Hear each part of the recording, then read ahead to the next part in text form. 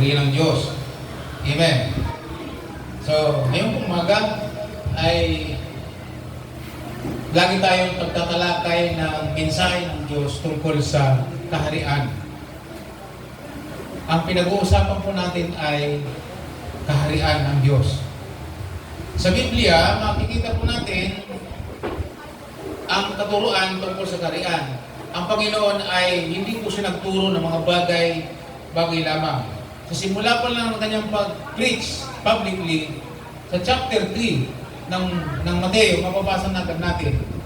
Even si John the Baptist, bago sa kanyang preaching, sinasabi po niya, magsisi kayo, talikuran ninyo ang inyong mga kasalanan, sapagkat ang kaharian ng Diyos ay narito na. So sinasabi ni John the Baptist na kailangan magbago ang pamumuhay ninyo at kailangan ito'y maging ayon sa kaharian ng Diyos. Ang kailangan repentance, talikuran ng kasalanan para umayon sa doon sa tinatawag na kaharian ng Diyos. Nung dumating si Jesus, pagdating ng chapter 3, ay makikita nyo, ang sabi ni Lord, magsisi kayo sa inyong mga kasalanan sapagkat ang kaharian ng Diyos ay narito na. For the kingdom of God is near or here. Now, sa aklat ng Juan, mayroong taong lumapit sa Panginoon. At ang pangalan po niya Nicodemo. At nabasa natin kanina na yung paglapit ni Nicodemo ay araw ng gabi. Araw ng gabi. Gabi. Araw ng gabi. Araw ng Lunes. Hindi. Gabi. May dahilan, maaari, ayon sa pag-aaral, may dahilan kung bakit gabi lumapit si Nicodemo. By the way, si Nicodemo po ay hindi ordinaryong tao. Si Nicodemo po ay isa po siyang ruler, isa siyang pinuno ng mga Hudyo. Kung titingnan po natin ang kanyang kalagayan noong time na yon, siya po ay membro ng Sanhedrin. Ang Sanhedrin ay isa pong kapulungan na mataas na kapulungan ng mga Hudyo. Ito po yung council ng bansang Israel. Ito yung kanilang governing leaders. Dito nang gagaling ang kanilang pagpapasya. Ito yung nagbubutuhan. Kung sa ngayon, sila po, sa ating bayan, sila po yung Senado.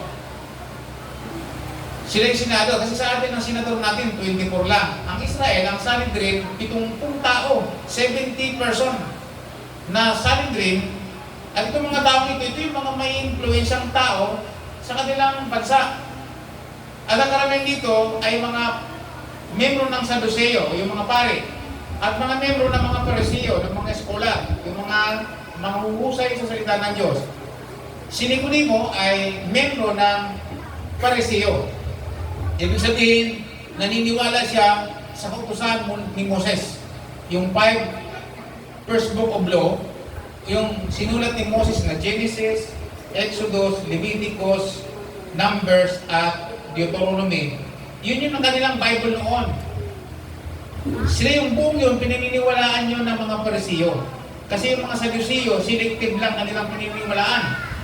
So makikita natin, yung mga taong yun, sila, si Nicodemo, membro ng Sanhedrin, at the same time, membro po siya ng Pharisee, sekta ng mga Pariseo. So ang Pharisee, ay ang Sadducee, ang Sanhedrin, ay isang kapulungan na binubuo ng mga taong may impluensya. Religious leader, religious people, mga noble person, mga may kaya, at may influensyang tao, sila po yung nagiging member ng Sanhedrin. At si Nicodemo, isa yun sa kanyang katangian. Ruler po siya, may kaya po siya, mayaman po siya. Hindi, pag senador ka ngayon, magkano bang sweldo ng senador? Hindi ko alam kasi hindi na ako senador. Pero ang alam ko, 200,000 yata aman. Hindi lang, kasi yung mga kickback pa nila sa flood control. Joke lang. So, ibig sabihin, mayaman talaga si Nicodemo. Ang dahilan, bakit gabi siya lumapit sa Panginoon? Kasi po, membro siya ng Sanhedrin. Mapipersecute po siya. Isa pa, membro siya ng Pariseo. Tuldok por tuldok, sa Biblia, alam nila ang explanation. Kaya nga nung sinawata niya yung taong may kasaysayan si Nicodemo na sinabi niya, bawal, di ba, naayon sa kutusan, sa kasulatan, na bawal huhusgahan ang hindi mo na nalilitis. Ang sagot sa kanya ng kapwa niya mga Pariseo, bakit? Taga Galileo ka rin ba? Meron bang hula na nanggaling sa utusan na mayroong manggagaling propeta sa Nazaret? Di po ba? Sinita siya. Kaya si Nicodemo, tahimik po siya. Hindi po siya makapaglapit sa Panginoon ng publicly. Kailangan secret. So kaya po yung preaching tungkol sa born again, naging secret. Doon po nagsimula yung teaching, yung principle of born again. Na kung saan ating din pinaniniwalaan yun. Pero ang pagiging born again, requirements lang ng pagpasok sa kaharian ng langit o sa kingdom of God. So si Jesus Christ, never po siya nag-preach publicly ng tungkol sa pagiging born again. Wala po kayong mababasa sa Bible sa New Testament na public na nag-preach si Lord na kailangan ikaw ay ma-born again. Ang kailangan po niyang pinipreach ay kingdom of God. Napakahalaga. Inibig sa prayer, tinuro niya sa prayer, nasa Matthew 6, sabi niya, kaya ito na mananalangin, ang kaharian ng langit ay bumaba sa lupa. Mag-extend ang kingdom of God sa lupa. Para yung mga taong sasampalataya sa Panginoon, makapamuhay ng ayon sa paghahari ng Diyos. So, hindi po preach publicly ni Jesus ang pagiging born again. Ang hayagang pinipreach ni Lord, yung kahalagahan ng kanyang kingdom. Kung saan, ang anak ng Diyos, ang mga tao, ay mapaloob sa kingdom of God. So, makikita po ninyo yung binasa natin, minsan, matagal ko nang binabasa yan, ang sabi nga ng iba, ang sabi ni Nicodemo, Guro, alam po namin na isa kang gurong galing sa Diyos. Kasi wala namang pwedeng gumawa ng mga himalang ginagawa mo maliban galing sa Diyos. Pagdating sa verse 3, sinagot siya ng Panginoon, iba yung sagot. Sabi nila, ang sabi ni Lord, malibang may panganak na muli. Sabi niya sa verse 3, malibang ipanganak ng muli, ang isang tao, hindi siya makakapasok sa kingdom of God. Hindi, punta niyo verse 3, kung may Bible kayo. Tingnan niyo. Sinagot yung sinabi ni Nicodemo. Unless, sabi po niya dyan, Jesus answered and said unto him, sabi niya, verily, verily, I say unto thee, except a man be born again, he cannot see the kingdom of God. Hindi niya makikita ang kaharian ng Diyos. Malibang siya ay born again. Sabi niya, ang ginamit ditong salita, except, maliban, na ito'y mangyari sa isang tao, hindi siya makakakita ng kaharian ng Diyos. O makakapasok. Meron pong sikreto na dapat mahayag sa atin ngayon. So napansin po ba niya yung sagot niya kay Nicodemo? Parang layo, ano? Pero ang sagot ni Lord kay Nicodemo, naiintindihan ni Nicodemo. Alam niyo kung bakit? Sapagkat, sabi dyan, si Nicodemo nagsasabing, malibang siya'y galing sa Diyos. Naniniwala si Nicodemo na si Jesus hindi taga rito sa lupa. Naniniwala siyang galing sa langit. Hello? Kaya sinagot sa ni Lord ng direksyon. Noon, hindi namin ito naiintindihan. Pero pag binasa mo muli ang salita, bakit ganito ang sagot ni Lord? Sakto ang sagot ng Panginoon kay Nicodemo. Dahil si Nicodemo naniniwala kay Jesus na si Jesus, hindi po siya tao lamang, siya'y galing sa kaharian ng langit. Kaya ang sagot ni Lord, maliban na ang tao ay panganak na muli, hindi makapasok o makakapasok sa kaharian ng Diyos. Amen. So kaya ang sabi po dito ni Lord, sabi ni Nicodemo, paano mangyayari yun? Sabi niya, paano ko ba siya mababalik ko pa siya sa tiyan ng nanay niya kung siya'y matanda na? Ang sagot ni Lord ulit sa verse 5, malibang may panganak, namuli ang tao sa tubig at sa banal na espiritu, ay hindi makakapasok sa kaharian ng langit. Iulit-ulit ni Lord. Strong ang pagkabanggit. Ano yung tubig? Ang tubig ay simbolo ng paglilinis. Ang tubig ay simbolo ng presence ng Diyos. Ang Holy Spirit, ang Espiritu ng Diyos, Ang magpapanganak sa atin na hindi kaya ng tao.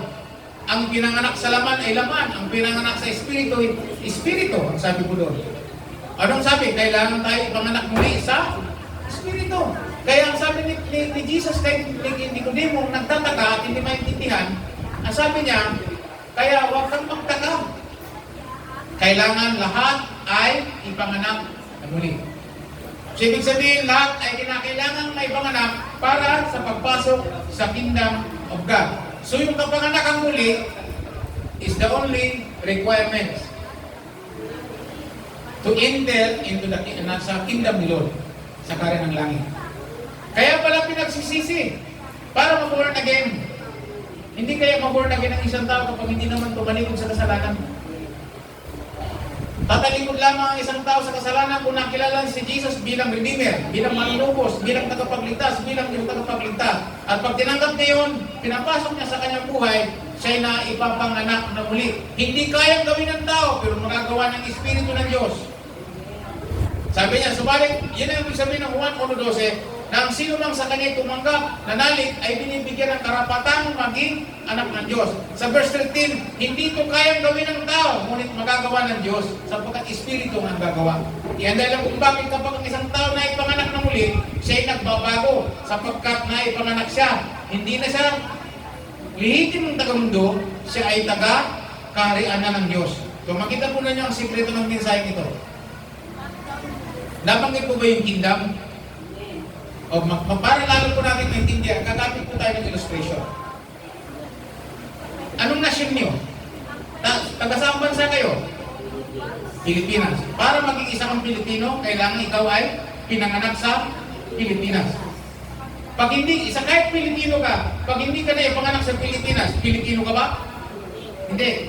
Halimbawa, yung pamangkin ko, ipinanganak sa Dubai, hindi siya Pilipino. Hindi siya Pilipina. Taga-Dubai po siya. Ang batas ng Dubai, ang sabi nila, pag edad po daw ng 18 years old, papipiliin po siya. Yung may sapat na siyang kulang, papipiliin po siya kung siya magiging citizen ng Dubai o magiging Pilipino. Pag pinili niya maging Pilipino, dahil sa flesh and blood, Pilipino po siya, anak siya ng Pinoy, yung tatay niya, kapatid ko, hindi naman taga-Dubai. Kaya yun, hindi siya permanente doon, meron lang kontrata siya doon. Pagtapos ng kontrat, anong gagawin? Mananatili ko ba sa Dubai? Pag nanatili siyang walang kontrata, wala siyang papel, ano siya? Ang tawag sa kanya? TNT. Ano ibig sabihin ng TNT? Tako ng tako. Bakit? Hindi siya taga doon. Pauuwiin po siya. So, ang mananatili lang yung kanyang anak, dahil yung pinanganak. Pag edad po ng 12, ay 12, ng 18, pagpapasayin siya kung anong citizen siya. Kung Dubai niyan, kung taga United Emirates Emirates o babalik ng Pilipinas. Kasi pag pinili niya maging Pilipinas, Pinoy siya. Hindi siya citizen ng Dubai. Pag bibigyan lang siya ng kontrata sa Dubai, kung ilang taon lang siya doon, magkatapos uwi na siya ng Pilipinas. Pag gusto niyang bumalik sa Dubai, kailangan may business sa Dubai. Kailangan may dokumento. Parang sa Amerika, lahat ng mga immigrants na hindi dokumentado, pinalayas po ng Amerika. Kahit anong bansa. Especially yung mga taga-Mexico. Kailangan lang ang nandoon sa Amerika ay lihitin mong Amerikano. Kahit hindi tunay na Amerikano, basta ikaw ay citizen ng Amerikano ka. American citizen. Paano ka maging American citizen? Bubunuin po yung 5 years na titira ka sa Amerika, mag-a-apply ka ng green card. At pag mayroon ka ng green card, you are American citizen. Kumpleto na yun, mayroon ka ng SS doon. Lahat ng benepisyo ng pagiging Amerikano, mayroon ka. Parang nasirang ninong uno. American citizen yun eh. Ay hindi na umuwi ng Amerika, napapasuko yun. Kasi taon-taon po yun. Kasi hindi naman talaga siya taga-roon eh. So anong message dito? Si Jesus, ang sinasabi po niya, kung gusto mo maging mamamayan ng langit, kailangan mayroong dokumento kang ayusin. Andiyan mo ba kayo? At ang unang requirements na sinabi ni Lord, repent. Unless magmetanoia ang isang tao, mag-repent, magbago ng pag-iisip. Kasi bakit? Iba kasi ang pag-iisip doon sa kaharian ng Diyos. Iba yung pag-iisip ng mga taga-roon. Anong sabi ni Jesus sa John chapter 8, verse 24?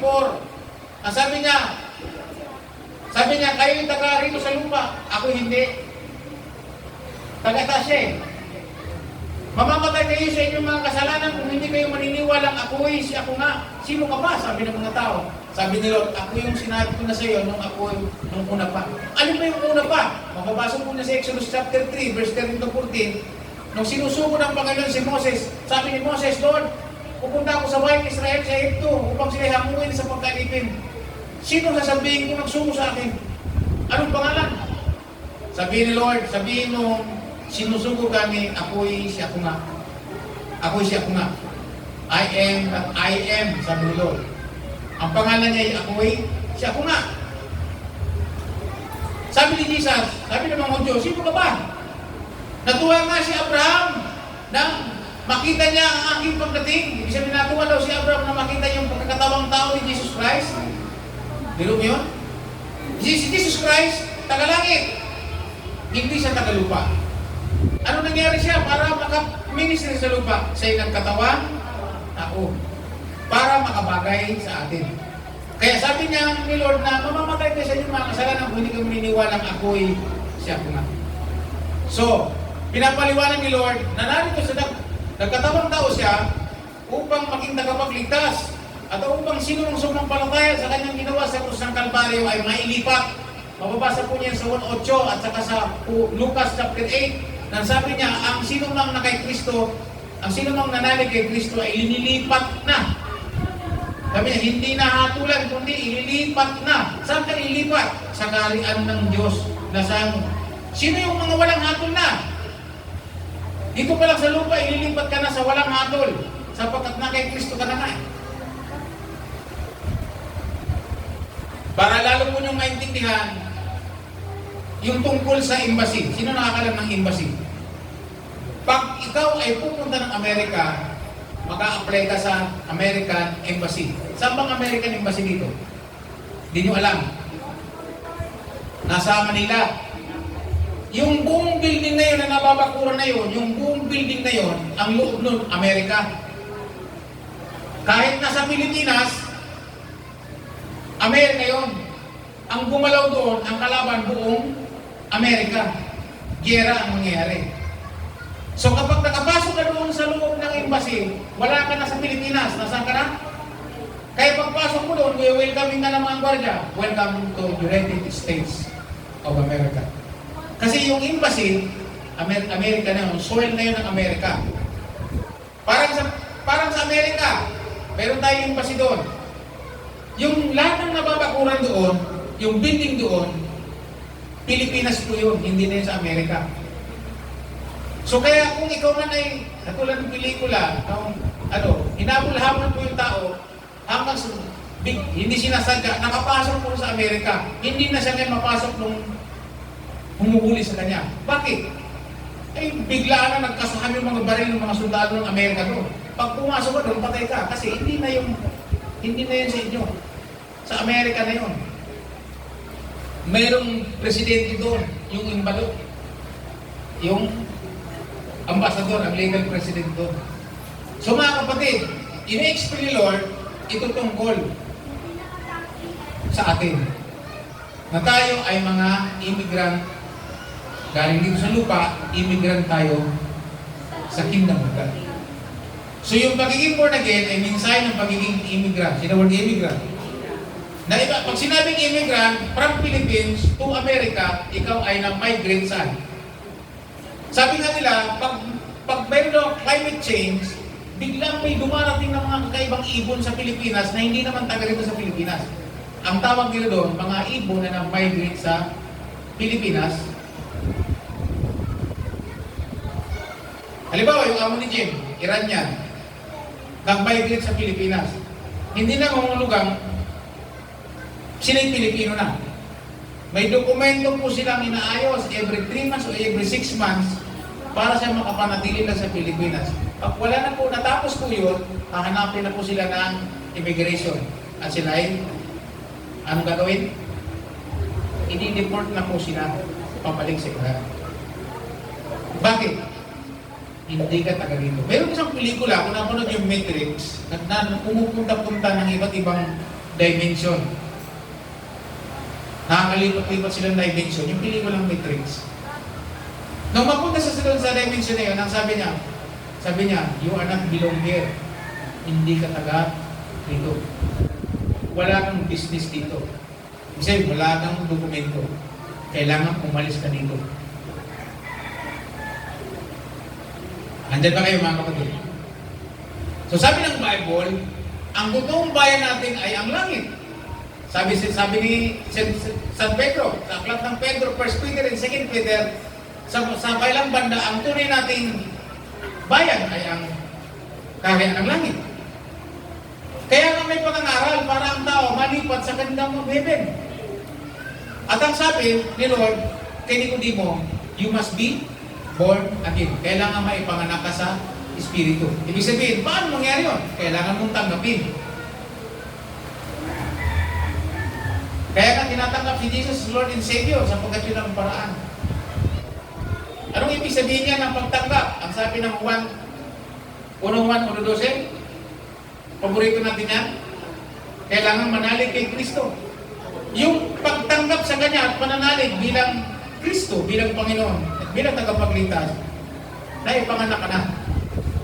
Buong puso mo siyang tinanggap. Ano sabi sa Romans chapter 10, verse 17? Kung buong puso mong ipapahayag na si Kristo ay Panginoon nakako sa krus at siya yung nalibing at muling nabuhay, maliligtas ka. Kung buong puso mong ipapahayag ng iyong labi, maliligtas ka. Ibig sabihin, mabuborn again ka. Malilipat ka sa kingdom of God.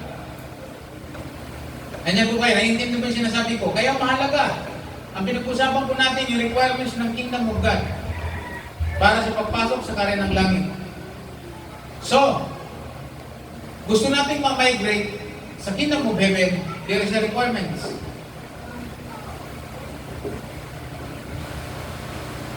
Nakikinig po kayo, naiintindihan niyo mga kapatid. Never kang makapasok sa kingdom of heaven kung gusto mong ma-migrate. Kasi lahat ng gusto mong pumunta sa langit. Minsan nga, mayroon akong interview.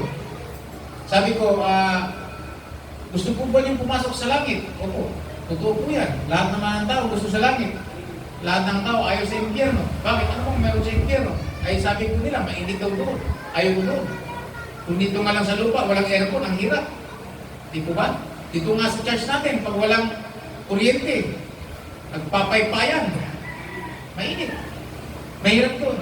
Ay kahit ngayong baliw, ayaw rin sa impyerno. Kahit si Raulo, ayaw rin sa impyerno. Pero ang katunayan, hindi lahat ng tao makapupunta sa langit. Kahit gusto nila mag-migrate sa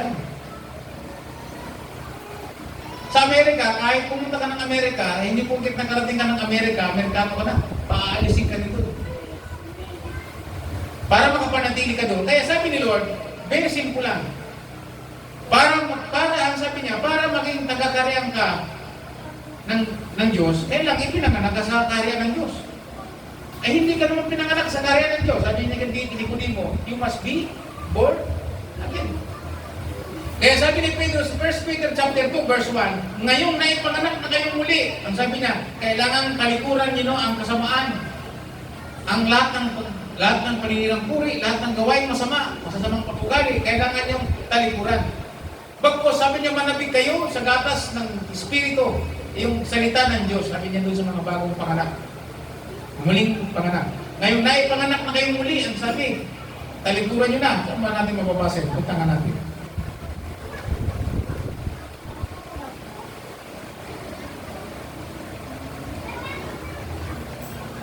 Dito, ang sabi po niya, 1 Peter chapter 2,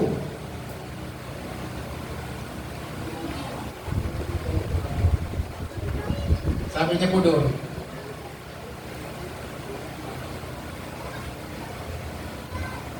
sabi niya, dahil na ipanganak na kayong muli, talikuran niyo na ang lahat ng uri ng kasamaan, pagdaraya, pagkukunwari, pagkaingit, at lahat ng paninirang puri, gaya ng sanggol na bagong ipanganak, manapit kayo sa dalisin ng gatas na espiritual upang lumago kayo hanggang kamtan ninyo ang ganap na kaligtasan.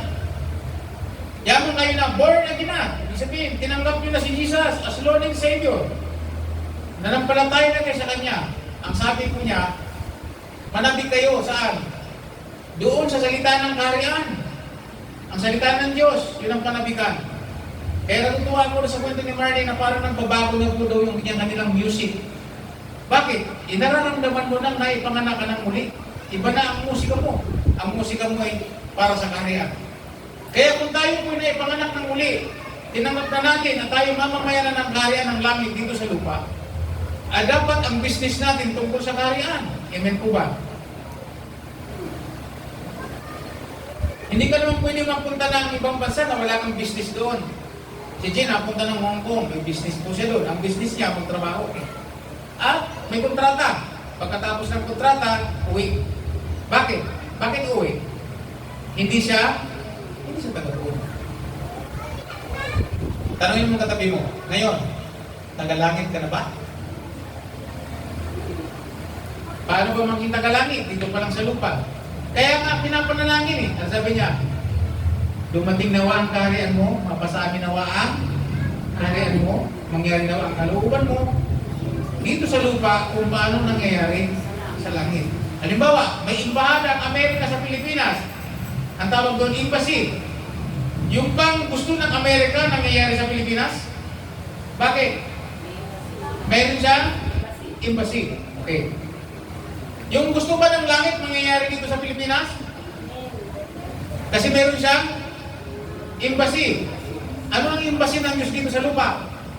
Ang kanyang mga alagad, ang iglesia.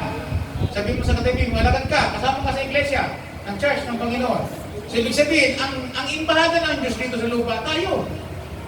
Na nasa loob ng kaharian. So, kaya dapat mahalaga natin mabuti, na bawat na born again, mahalaga natin ang kanilang buhay sapagkat sila mamamayan ng langit. Kapatid natin sila bilang mamayan ng langit dito sa lupa. So, ang pagiging born again is the only requirements para pagpasok sa Kingdom of God. Gamitin niyo, kasi gusto ko kong sabihin sa inyo na darating ang panahon na hindi na magtatagal marahil yun. Di po ba, pag pupunta niya ng Amerika, may requirements. Mayroon po kasi nakasulat sa Biblia, noong unang panahon, ay isa lang ang gobyerno. Sa panahon ni Torah ni Babel, nabasa niyo yun? Isa lang ang government, so one kingdom lang. Wala ng requirements. Ang sabi ng Bible, darating ang muling araw na magkakaroon na lang ng isang gobyerno. At ang requirements doon, makikita niyo ang ina-apply requirements doon, magkakaroon ng one world government, one world religion, one world policy, one world government nga, isa nang susundin. At mayroon pong batas yun, ang requirements. Yun po ang gobyerno ng Antikristo. At ang sabi ng iba, ang gobyerno po yun ay gobyerno ng AI, ng Artificial Intelligence.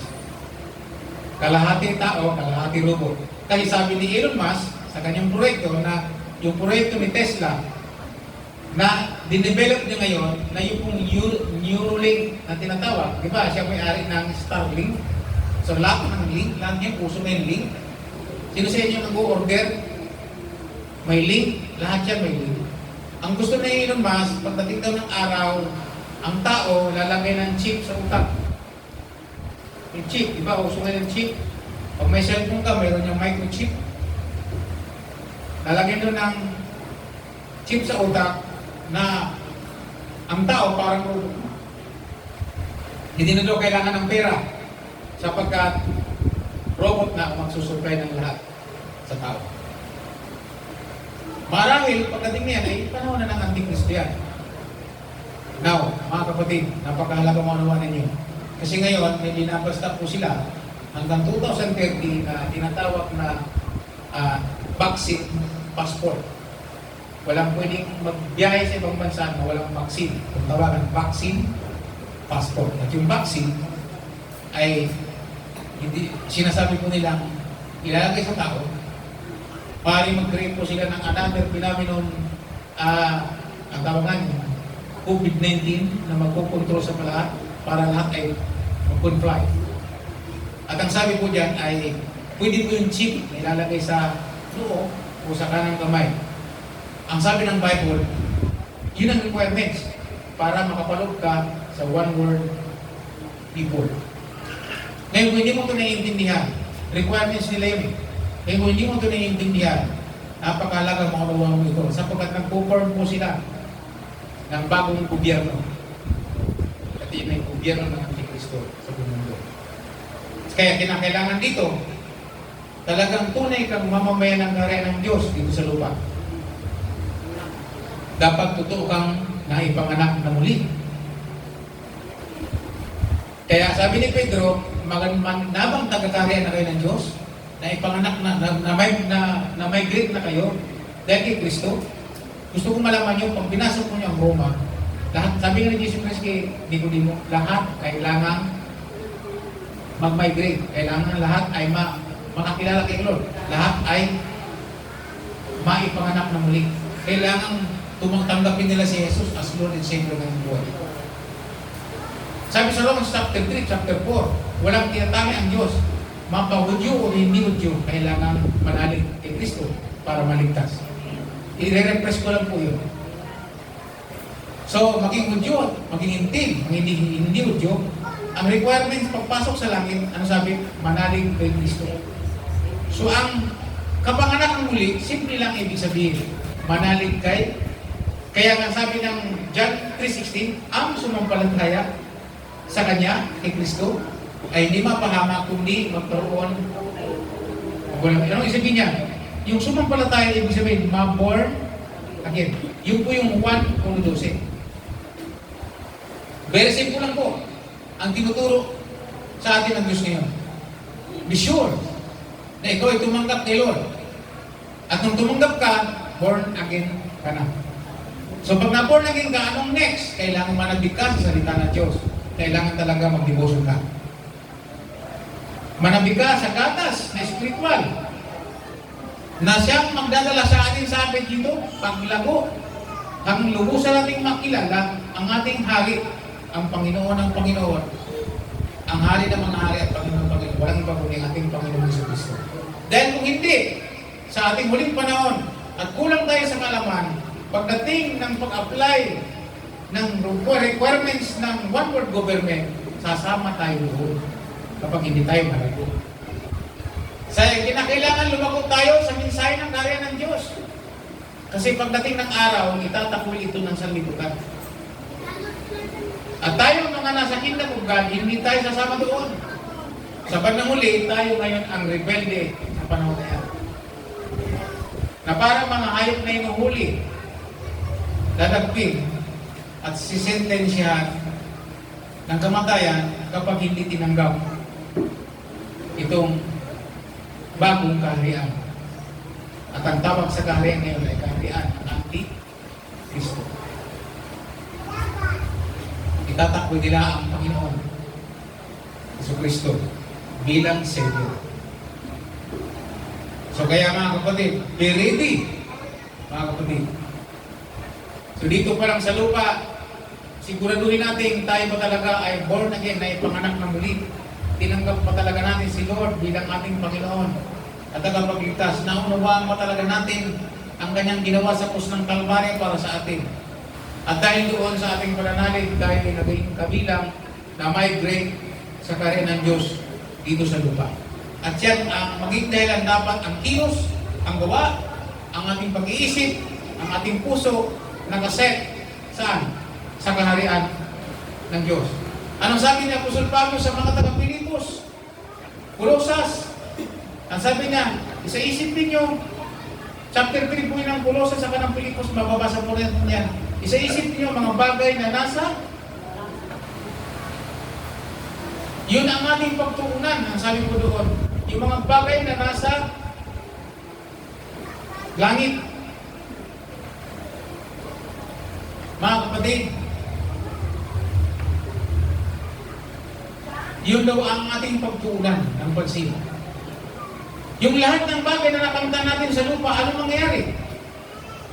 Dahil hindi naman tayo talagang taga rito sa lupa. Although dito tayo pinanganak sa makikibuti. Although dito tayo pinanganak sa Pilipinas, sa lupa, pero pag sumampalataya tayo sa Panginoon, hindi na tayo taga rito.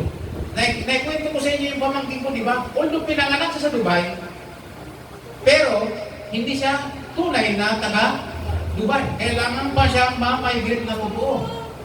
Darating daw ang edad na 18, doon pa lang mapufine. No, doon pa lang masisigurado kung Dubaian siya o Pilipino siya. Andyan po ba kayo mga kapatid? Naiintindihan niyo ko? Sana may naiintindihan kayo. Kayo po'y Pilipino. Pero hindi po tayo mamamayan ng langit. Amen. Paano tayo maging mamamayan ng langit? Sa pamamagitan ng mensahe ng kaharian ng Diyos. Ang Gospel of the Kingdom. Ano ba ang Gospel of the Kingdom? Ang mensahe ng kaharian. Ang magandang balita ng kaharian. Na si Kristo'y nagkatawang tao, namatay at muling nalibing, ay muling nabuhay, nalibing at muling nabuhay, para ang sino mang sumampalataya sa kanya, sa ginawa niya yun, ay hindi mapahamak, kundi magkaroon ng buhay na walang malipat sa Kingdom of Heaven. So yun po yung assurance. Kaya ngayong umaga, yun po ang dahilan kung bakit tayo nag-share. Dahil hindi na po tayo basta lang tagalupa.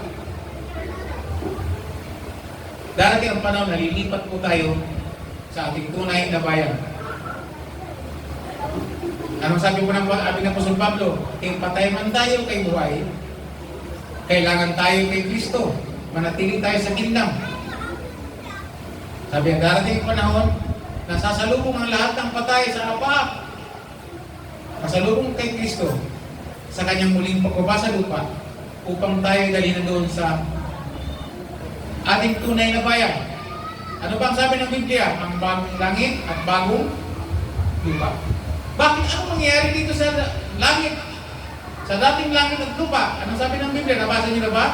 Upang tukukin sa apoy. Nananatili daw ang langit at lupa, sabi sa 2 Peter chapter 3, upang pagdating ng araw ay tukukin ng Diyos. At sabi niya, sabi sa aklat ng pahayag o Revelation, bumababa ang bagong langit at bagong lupa na paglalagyan ng lahat ng mga mamamayan ng langit dito pa lang sa lupa, itatransfer doon. Kaya ang ganda ng kalagayan, di ba? Kaya sabi ni Pablo, pagtuunan niyo ng pansin at sa isip ang mga bagay na nasa bagong langit at bagong lupa. Bakit bagong langit at bagong lupa?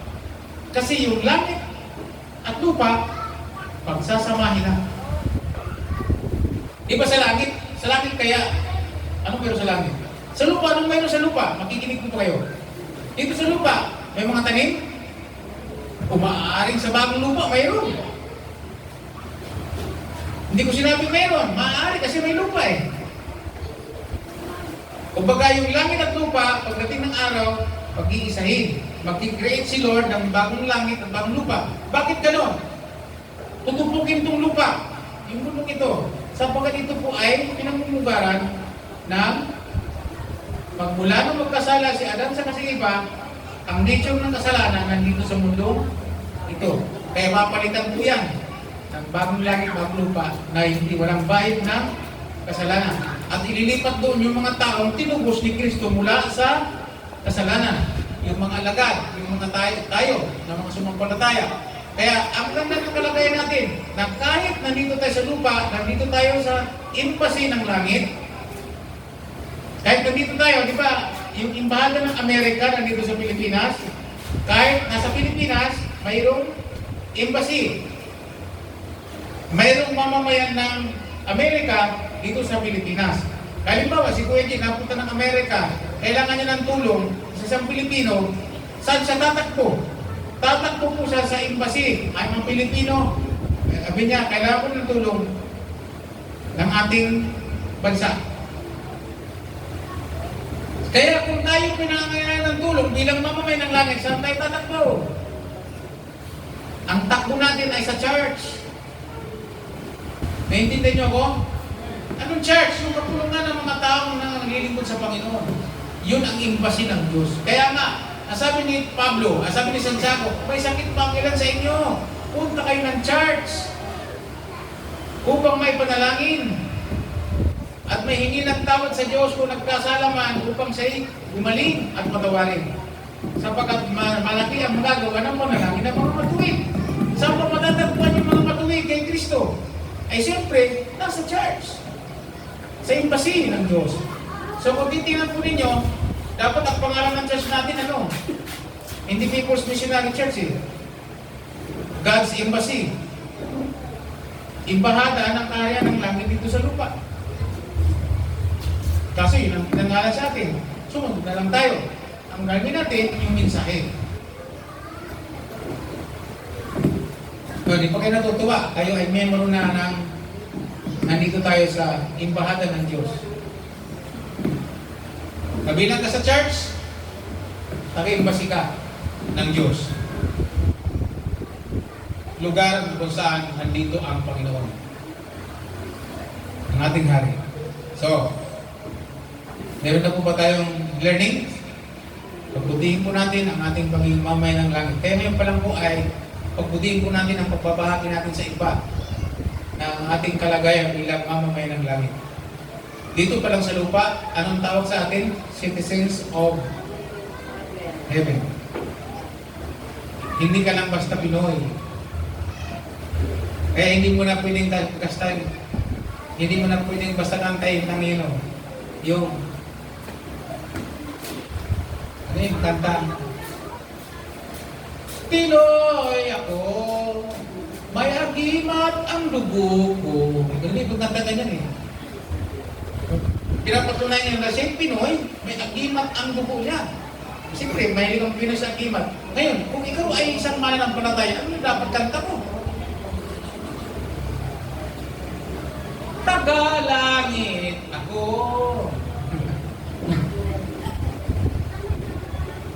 May power ang dugo ko. May power ang salita ko. Tagalangit ako. There's power sa buhay natin bilang mga tagalangit. Kung tagalangit ka, ano sabi ni Jesus? Makinig kayo mabuti. Na nasa umang puso ni Pilato, ikaw ba ang hari ng mga Hudyo? Ikaw ba ang hari? Hari ka ba? Sabi doon, ikaw may sabi niya, hindi ako. Sabi niya, isang tawag ko lang, darating ang aking hukbo upang ako'y ipagtanggol. Kung gayon, hari ka nga, sabi ni Pilato.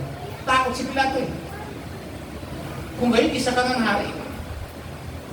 Kaya ang ginawa ni Pilato talaga, hindi niya binago, pinalagay niya doon sa ulunan niya ng pinako ang hari ng mga Hudyo. Ang gusto ng mga Hudyo, huwag mong gawin ganyan. Ang gawin mo, isulat mo, sinabi niya na siya'y hari ng mga Hudyo. Hindi, sabi niya. Napatunayan ko si hari ng mga Hudyo. Kaya ang sinulat ko, walang pwede kang bago. Kaya pinasulat ni Pilato ang hari ng mga Hudyo. Recognize po niya na si Jesus is king. Kasi mga kapatid, napakahalaga. Kaya lang, hindi niya tinanggap si Lord as king sa kanyang buhay kasi mayroong hari si Pilato. Ang hari po niya, yung emperor na po, yun ang kanyang king. So mga kapatid, kaya sabi niya, kung tumawag lang siya, isang tawag lang, darating ang kanyang hukbo. Saan? Dahil naalala po ba niyo si Eliseo? Nung kinukubbo siya ng Samaria? Dahil sa kanyang mga sinasabing tulong doon sa Israel. Ang sabi po niya, sabi ni Eliseo, na tagalangit dito sa lupa, ang sabi po niya, sabi niya, Yahweh, pakita nga po ninyo yung hukbo natin. Para itong aking alipin. Lumakas naman ang lobel, takot, nanginginig sa takot. Imagine mo, napapalibutan na ng mata sa takot. Paano na tayo ngayon, Panginoon? Ay yung kanyang Lord na si Eliseo ay kampante lang. Kaya nag-pray po siya. Kaya malaga palang prayer. Lord, sabi niya, open their eyes. At nang makita po niya kung paano tayo karami. Nung binuksan ng Diyos ang mata ng kanyang alipin na propeta, nakita po niya ang katumbukan puno ng mga anghel na karawahe. Na ano kaya itsura ng alipin? Grabe mga niya. Biglang lumiit yung hukbo ng Samaria gumugpo sa kanila sa syudad. Biglang lumiit sa dami ng mga anghel na nakakaruway ka po eh. So sabi niya ngayon, yari kayo ngayon, mas marami din. So nagbago po yung kanyang nawala ang takot. So mga kapatid, ganyan ang kalagay natin bilang mamay ng langit. Na dito pa lang sa lupa, mamamay tayo ng langit. At dahil tayo mga naborn again, ibig sabihin tayo mga mamay ng langit, dito pa lang sa lupa, katampin natin ang hukbo ng langit. Kaya pag ikay nagpipray, nakaabang ang hukbo ng langit. Punta tayo sa prayer, pinatagarin ng langit, bago tayo magtapos. Nag-aabang ang mga anghel ng Diyos sa iyong prayer para mag-akyat panaog sa langit. Galing dito sa embahada, sabi niya, Lord, sa embassy mo, may nag-pray. Yung mamamayan doon, yung mamamayan ng langit. Merong request. Siya magdadala. Alam niyo ba na ang anghel na nagdadala ng prayer natin? Saan mo ba nabasa yan? Sa Daniel. Yung mga anghel na nakikipaglaban pa sa mga demonyo para lang makarating. Sabi nga ni si Gabriel ba yun? Yung anghel na nagdala ng sagot ng Diyos sa prayer ni Daniel. 21 days pang nakipag-ispadahan o nakipaggera sa Himpapawid. Kaya ang ginawa po ni Miguel Arcangel, yung punong anghel na nagbabantay sa Israel, kung kita mo binabantay sa Israel, ang sabi, sinakuluhan pa si Gabriel para tulungan at pumalit sa pagkikipaglaban para si Gabriel makadiretso na kay Daniel at madala ang sagot sa kanyang prayer. Halimbawa, nagkikipaglaban, sumaklulo si Gabriel, si Miguel, si Michael, sabi niya, ako na dito, ang hihipaglaban. Hindi pero malakas ang kalaban eh. So makikita natin, sa ating prayer, dahil nakakarin tayo ng langit, may gumagalaw sa iyong papuwid. Imagine mo, tagakarian ka ng langit. Kaya nga sabi ni Lord, sa tagakarian ng langit dito sa lupa, ibig sabihin sa mamamayan dito sa lupa, wala sa kanya imposible. Bakit? Back up mo kasi ang langit. Yung embahada ng Amerika dito sa lupa, anong backup niya? Backup niya ang mainland ng Amerika. Isang request lang ng embahada dito sa Pilipinas, darating ang Amerika, ang buong pwersa. Andyan ba kayo? Ngayon, kung nasa embahada ka, isang request mo lang, manalangin ka lang. Manalangin ka lang, darating, may gagalaw. Bakit? Gagalaw po ang mga anghel ng Diyos. Magiging akyat panaw. Pinakita po yan ng Panginoon kay Jacob nung siya papunta sa Haran upang pupunta sa Tiyong Laban. Pag-higa niya doon sa tinutulugan niya, nagpakita niyo sa kanya ng hagdanan ng langit hanggang sa lupa, akyat panaw ng anghel. Pinapakita ng Diyos, nasusuportan siya ng Diyos pag siya'y mananalangin. Kaya nga doon sa kanyang lugar na yun na pinakitaan sa kanya ng Diyos, itinuloy niyang banal po yun, yung batong hinihigaan po niya, ginawa niyang unan, sinagrado po niya. Hindi po niya tinirikan ng kandila. Inubusan po niya ng langis, inanuit niya, at bigla siyang nanalangin, Yahweh, Diyos ng aking nunong si Abraham at Isaac. Sabi niya, kung ako po inyong pagpapalain, papunta doon sa turing ko, sa pagbalik ko, ibibigay ko ang aking mga, ano sabi? Ang ikapo ng aking mga kinita. From there, sa pagbalik ko. Hindi pa nga siya pupunta. Mayroon ng types eh. Diba? Bakit? Nakita po niya kasi yung answer ng Diyos, yung backup niya. Kaya nung pumunta si Jacob sa loob si Juhin niya, alam niya ang backup niya, ang langit. Kahit ilang beses po siyang dinaya sa partiyan ng kanyang biyanan, pero hindi ko siya pinabayaan. Pagkat backup niya ang Diyos. Andyan ba kayo? Nung pinakitaan tayo ng Panginoon ng Panginoon ng year 2000, ang best may pagpapalayan, dadayuin, magiging ampo ng, magiging pugad ng mga manggagawang mananampalataya, ibig sabihin yun, back up natin ang langit. Back up natin ang kingdom of God sa lugar natin. Kaya magandang pag-usapan ko ito, mga kapatid. Kung kingdom of God ang pag-uusapan, huwag kayo magtaka lagi. Sa tuwing magsisermon po tayo, pag-uusapan po natin ang kaharian ng Diyos. Sapagkat yun ang tunay na mensahe dapat matutunan natin. Lagi nating maisip na tayo taga-kaharian ng Diyos, hindi tayo basta taga-lupa lamang, sa lupa, pagsamantala lamang, amen? sabi dito lahat ng ating na-discard natin dito, lahat ng pinuhunan natin dito, iiwanan din natin. Indiyan po ba kayo mga kapatid?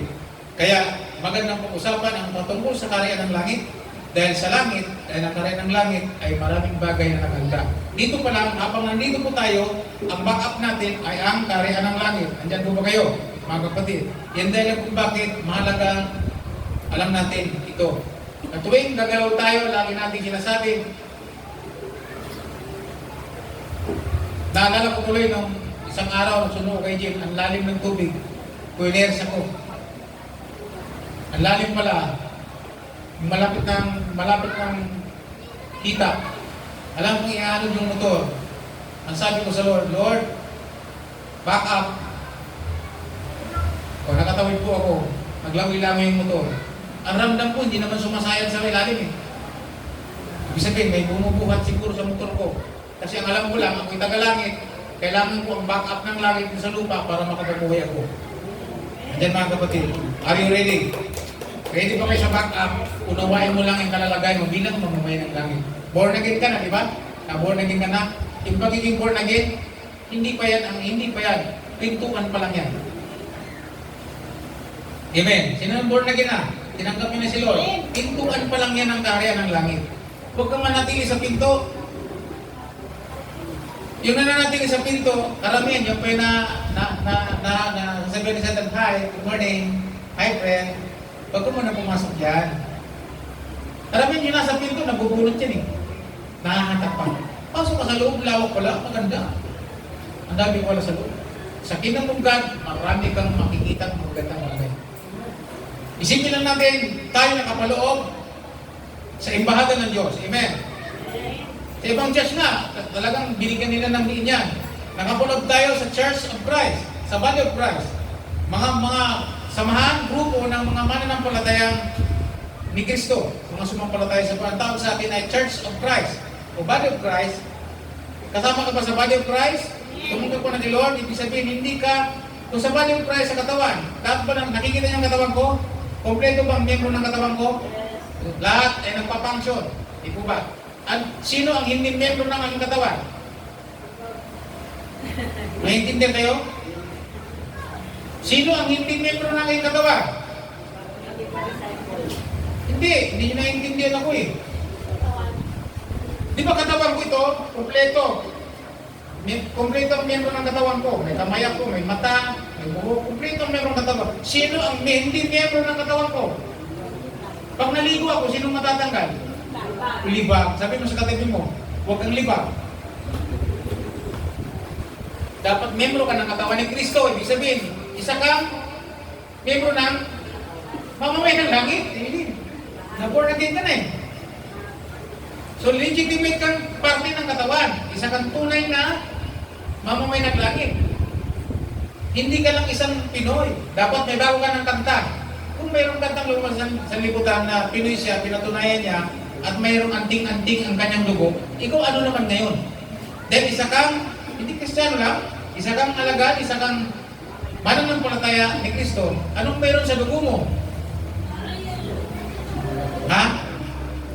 Uy, hindi na maintindihan, ang tagal. Anong mayroon sa dugo mo? Bilang tinanggap ko na si Kristo as Lord and Savior, born again ako ngayon, naipanganak ko sa Espiritu, nag-change ang buhay ko mula sa pagnanakaw, sa pagdaraya, sa pagkikismis, na wala ako doon, nandito na ako ngayon, ibanantang ko ng isipan ko para sa karera ng Diyos yun, para sa mga business ng karera ng Diyos dito sa lupa, yun ang aking business. So ano ngayon mayroon ako sa aking dugo ngayon? Ha? Dugo ng pagiging ano? Ha? Anak ng Diyos? Palapakan natin ng Panginoon. Sabi niya, tagalangit ako. Ang dugo ko ay, ano? Dugo ng pagiging anak ng Diyos. Bilang kaibigan ng Diyos. Amen. Pag dito sa lupa, ako'y umiyak, back up po ang langit. Amen. Pag dito sa lupa, nanalangin ako, back up po ang heaven. Pag dito sa lupa, may kailangan ako, back up po ang heaven. Di po ba yung mga ambasador? Di po ba yung mga ambasador? Makinig yung mabuti. Parang mahapahapa yata, pero ang sarap kasi. Gusto ko ipaliwanag mabuti. Di ba yung ambasador? Yung ambasador, sino nakakalam ng ambasador? Ang ambasador ay nasa imbahaga. Siya yung namumuno doon. May nakita ba kayo yung ambassador na mahirap? Lahat ng kanyang damit, sasakyan, lahat pinoprovide na. Halimbawa ako, Pilipino, naging ambassador ako ng Pilipinas sa Amerika. So ang aking gagasusin sa Amerika, yung aking sasakyan doon, yung damit ko, pagkain ko, gastos ko sa sweldo ko? Hindi. Hindi. Provided po yun ng Pilipinas. Susuplayan po yun ng Pilipinas. Si Pilipinas ang maggagastos. Hello? Okay, ito na ako ngayon. Kung anak ka ng Diyos, at isa ka taong nasa embahada ng Diyos, tagalangit ka, lahat ng kailangan mo, sino magsusupply? Hindi mo iaasa dito sa gobyerno ng Pilipinas para pag may ayuda, lagi nakaganyan. Saan ka tatakbo? Tatakbo ka sa iyong gobyerno na pinanggalingan.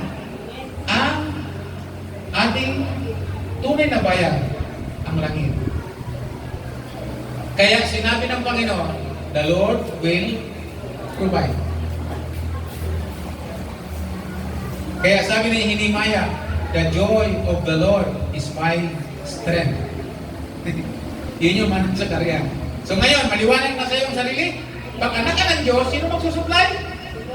Si Lord. Siyempre ang Diyos.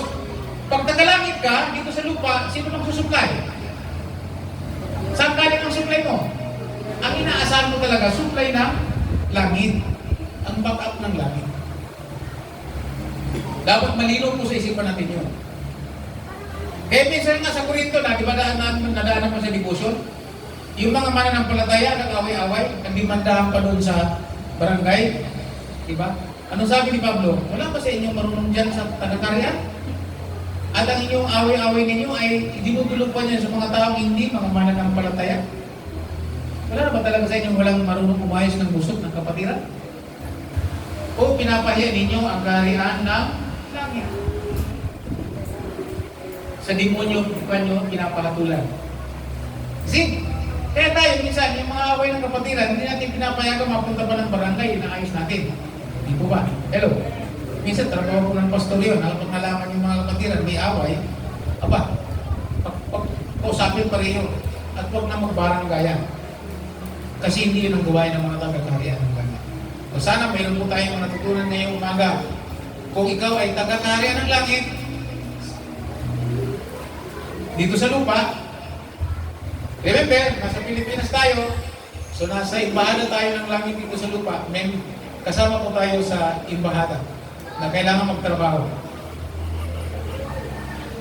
Alam po ba nyo sa embassy, maraming tao doon. Makinig kayo mabuti. Parang sa church, church natin maraming tao, iba-iba ang ating kalagayan. Alam po nyo sa embassy, pag napasok ka ng embassy, iba-iba ang trabaho doon. Iba-iba ang ginagawa doon. May mga sundalo doon.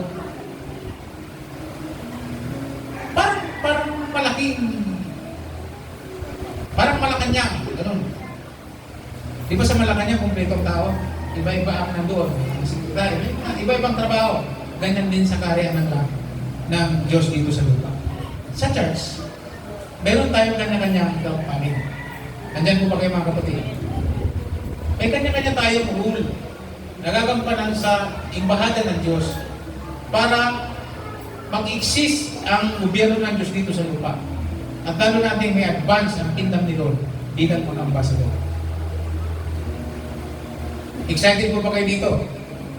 So, dapat masaya tayo na tayo ay kasama sa embassy ng Panginoon dito sa lupa. Na mayroong dapat gawin bago dumating ang gobyerno ng Antikristo sa buong mundo na ngayon ay binabasta po nila. Amen. Ready po ba kayo? So dapat sulit ang ating pagiging anak ng Diyos na ating pagkatao.